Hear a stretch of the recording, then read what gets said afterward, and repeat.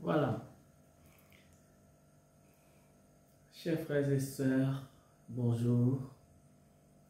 Comme je vous l'ai annoncé il y a quelques jours, nous allons commencer nos séries de vidéos pour bien avancer comme disciples du Christ dans la catéchèse. Nous allons aborder les sacrements. Nous commencerons par le sacrement du baptême, parce que le baptême, c'est la porte d'entrée dans la vie de l'Église.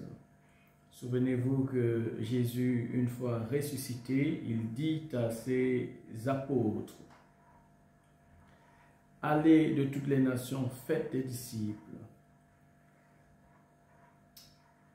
Baptisez-les au nom du Père et du Fils et du Saint-Esprit. Apprenez-leur tous les commandements que je vous ai enseignés. » Déjà, il dit d'apprendre tous les commandements que j'ai enseignés et de baptiser. Les deux vont ensemble. Il faut apprendre, donc il faut aussi baptiser.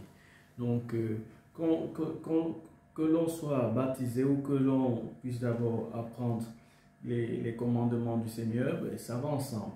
Et là, nous rentrons donc dans la discussion entre faut-il d'abord se faire baptiser avant d'apprendre ce qu'a dit le Seigneur.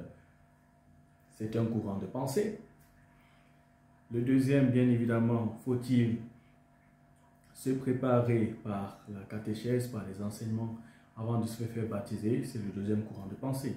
Mais, bien évidemment, quand les apôtres, les disciples, ils ont d'abord été baptisés, mais c'est pas assez évident comme on peut le penser. Quelqu'un comme Pierre, Jésus dit bien: viens et suis-moi. Donc ils suivent Jésus.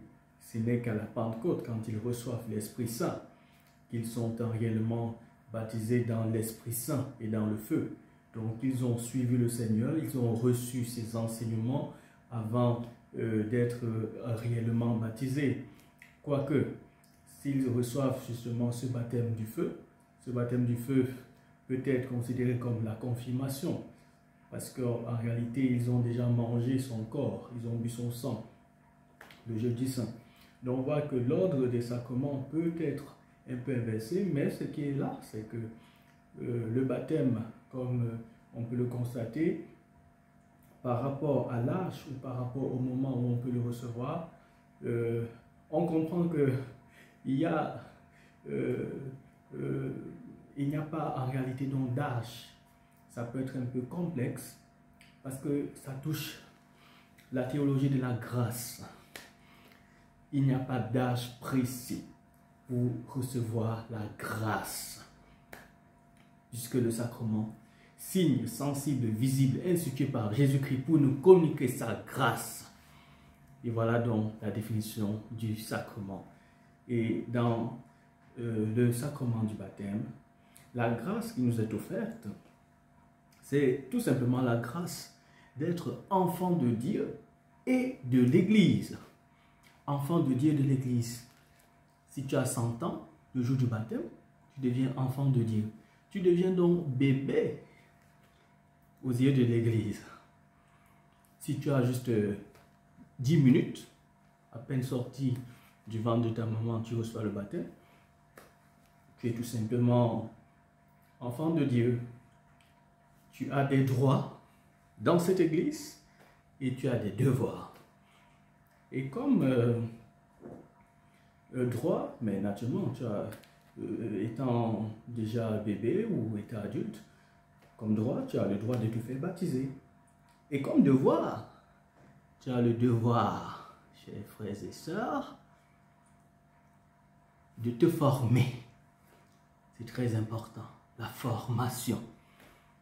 Quand on entend des personnes dire: oui, j'ai été baptisé, j'ai fait la communion, j'ai fait la confirmation, je suis marié à l'église, oui, j'ai fait ça. Et puis, tu as mis au placard. c'est l'heure de déconfiner tes sacrements. Si tu es déjà baptisé et si tu n'es pas encore baptisé, j'espère que ces séries de vidéos catéchétiques te permettront d'avoir le goût de te nourrir de la parole de Dieu et d'avoir le goût d'être disciple du Christ.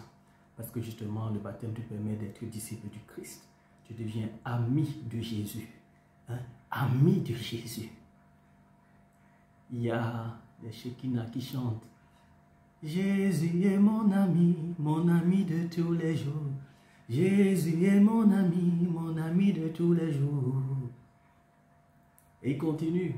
Quand le diable m'attaque, il est là pour me défendre.